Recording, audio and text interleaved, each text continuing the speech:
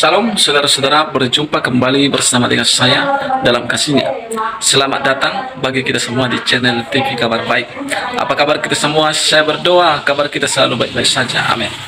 Dan apapun menjadi aktivitas kita sepanjang hari ini, kiranya kita diberkati oleh Tuhan dengan melimpah-limpah. Saudara, video kali ini saya mau bagikan bagi kita cuplikan bagaimana saudara ada seorang ustadz yang membahas tentang puasa. Dan saudara, di sini sang ustadz akan membacakan puasa yang dilakukan oleh Yesus, yaitu lewat ayat Alkitab, yang mana kita tahu beliau adalah bukan agama Kristen, tetapi agama Islam.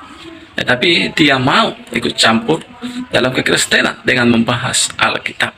Saudara, bukankah ada dikatakan di agama saudara, agamamu adalah agamamu dan agamaku adalah agamaku? Saudara, kita akan dengar cuplikan dan kita akan dengar nanti tanggapan seorang dari channel yaitu Bang Simaya Niaschet. Seperti apa cuplikannya? Kita simak cuplikan berikut ini.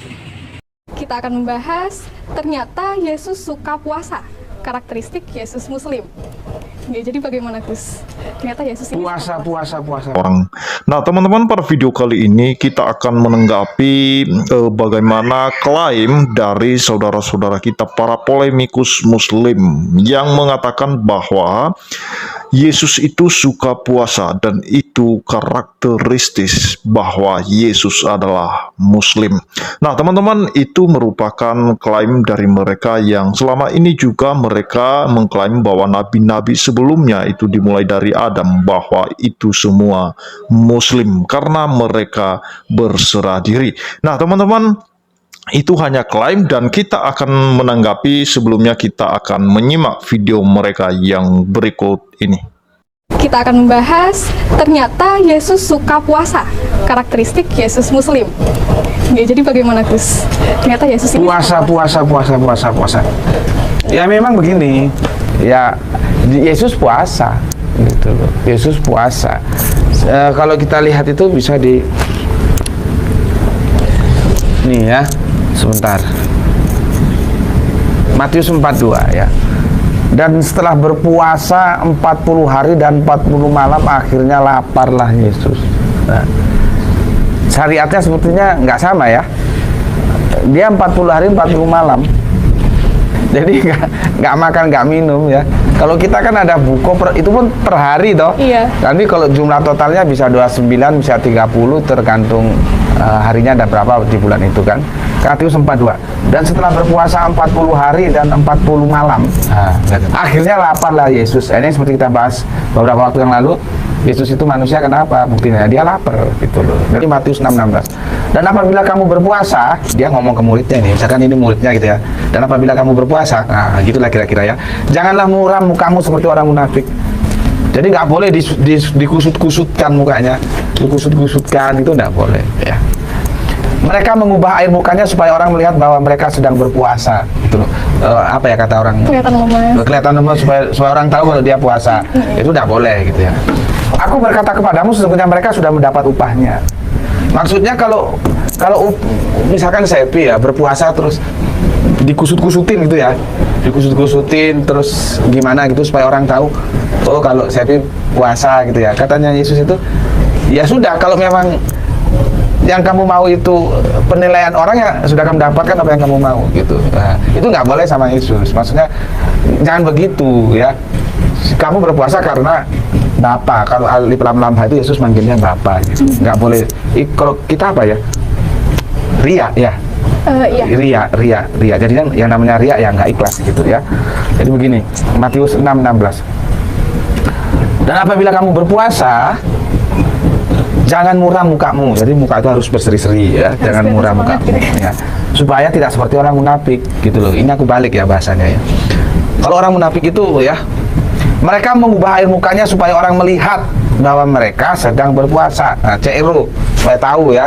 Oh, Sevi ini soleha, puasa terus Senin Kamis gitu ya. Nah, supaya tahu. Apa kata Yesus? Aku berkata kepadamu, sesungguhnya mereka sudah mendapat upahnya. Artinya kalau upahnya apa? Kamu mau apa? Mau dipuji? Ya wes. Pujian itu, oh Sepi soleha, puasa terus. Ya sudah, kalau mau itu yang kamu dapat gitu. Tapi tidak dapat dari penilaian Gusti Allah Agung gitu loh. Maksudnya Yesus. Makanya tidak boleh muram mukanya nanti seperti orang munafik. Nah, jadi itu dia videonya teman-teman ya. Kita sudah mendengarkan pembahasan mereka. Mereka mengatakan bahwa Yesus suka puasa dan itu karakteristik bahwa Yesus adalah Muslim. Itu klaim mereka. Nah, teman-teman, seolah-olah dalam pembahasan mereka mengatakan bahwa Kristen juga harus berpuasa seperti kami atau seperti Yesus. Nah, seolah-olah mengarah ke situ atau ke sana pembahasan mereka atau polemik mereka. Nah, jadi jelas di dalam kekristenan bahwa puasa itu ada. Masalah waktu dan hari dan bulan itu tidak ditentukan dan itu juga tidak diwajibkan. Jangan misalnya nanti kalau orang Kristen tidak berpuasa lalu masuk neraka.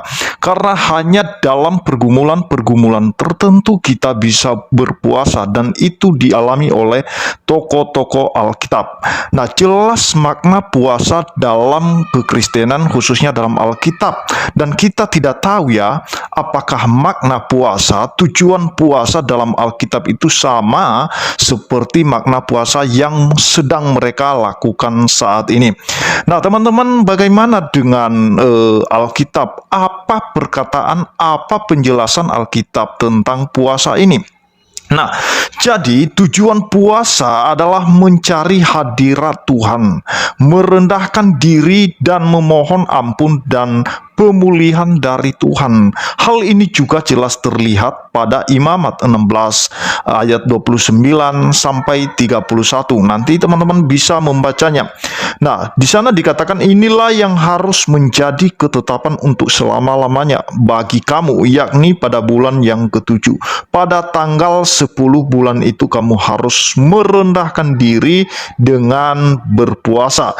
Dan janganlah kamu melakukan sesuatu pekerjaan baik orang Israel asli maupun orang asing yang tinggal di tengah-tengahmu.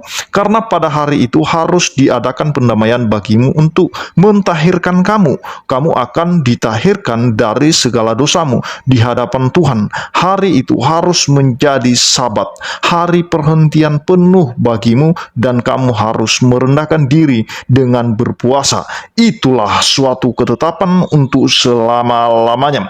Dan juga teman-teman, puasa itu merupakan hal yang wajib dilakukan oleh bangsa Israel. Sekali lagi oleh bangsa Israel karena diatur dalam hari raya pendamaian atau hari Grafirat ya, di dalam Imamat 16 ayat 29 sampai 31 di atas.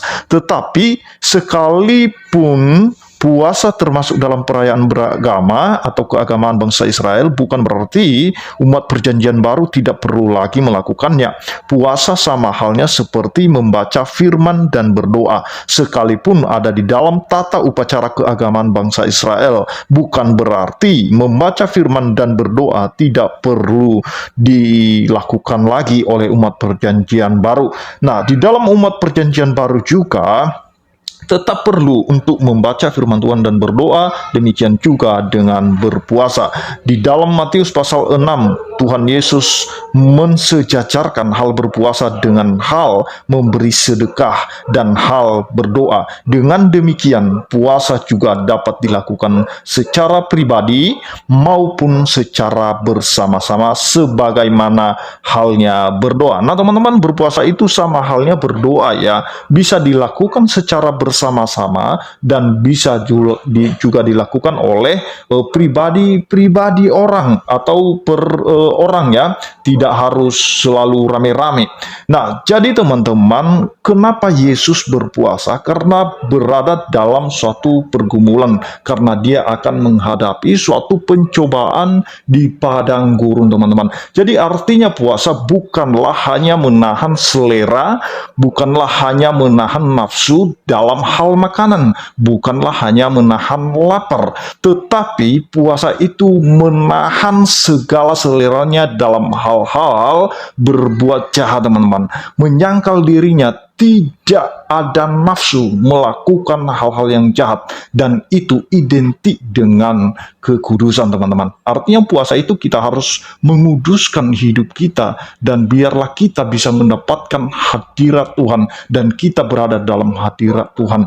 Dan juga teman-teman, bahwa puasa yang diajarkan oleh Yesus itu sudah jelas, dan mereka ini tadi tidak malu ya, tidak malu ketika mereka membaca Matius 6 ayat 16, itu khotbah di bukit. Dan Yesus mengajarkan orang banyak di situ tentang hal sedekah, berdoa, dan berpuasa.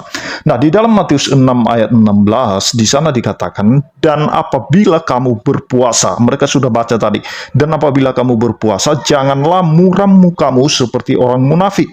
Mereka mengubah air mukanya supaya orang melihat bahwa mereka sedang berpuasa.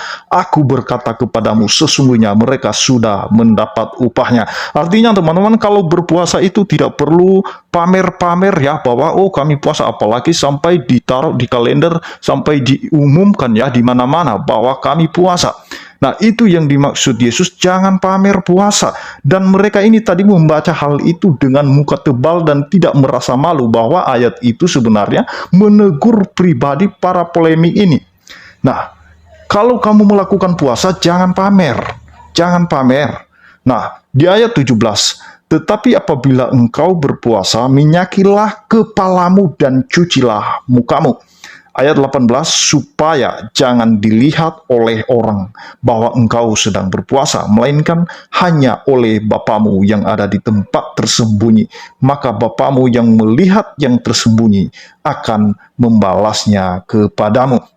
Nah, teman-teman, itu sudah jelas cara berpuasa yang benar ya, bukan pamer seperti seolah-olah kami sudah melakukan semua aturan-aturan agama. Kami adalah orang yang soleh, kami adalah orang yang melakukan perintah Tuhan. Pamer sampai diumumkan di depan umum, di hadapan banyak orang diumumkan bahwa mereka berpuasa. Kata Yesus, itulah orang-orang munafik. Perkataan Yesus itu. Nah, kamu berpuasa itu jangan seperti orang munafik. Biarlah kamu berpuasa itu dengan sendirinya tanpa harus pamer kepada orang, karena Bapamu yang di surga yang melihat apa yang engkau lakukan. Nah, teman-teman, di dalam Alkitab banyak sekali puasa seperti puasa Musa ya. Di dalam Keluaran 34 ayat 28, dan juga ada puasa Hari Raya Pendamaian. Di situ juga terdapat dalam Imamat 23 ayat 32, dan ada puasa Daud, dan ada puasa Elia, dan ada puasa Esther, dan juga ada puasa Daniel, dan ada puasa Yesus. Dan mereka melakukan puasa tersebut karena ada pergumulan-pergumulan tertentu dalam hidup mereka. Demikian yang saya sampaikan. Tuhan Yesus memberkati kita semua. Nah, itulah dia saudara cuplikan, baru saja kita mendengar cuplikan tadi. Saudara, diberkati oleh Tuhan, hal-hal seperti inilah yang bisa membuat terpecah belah antar agama yang satu dengan agama yang lain, karena yang selalu mengait-ngaitkan, bahkan membaca dan membahas sesuatu ya seperti Alkitab yang bukan kepercayaan, saudara ya. Saudara, bahkan kalau kita lihat, saudara, di sosial media telah dikatakan bahwa Isamu berbeda dengan Yesus Kristus kami, dan Tuhan Yesus berbeda dengan Isa, yaitu agama Islam. Jadi jangan, saudara, lagi kita mengait-ngaitkannya ya. Saudara, biarlah kiranya apapun menjadi komentar saudara terhadap video ini, silakan isi di kolom komentar dengan komentar yang memberkati. Tuhan memberkati kita semua. Shalom.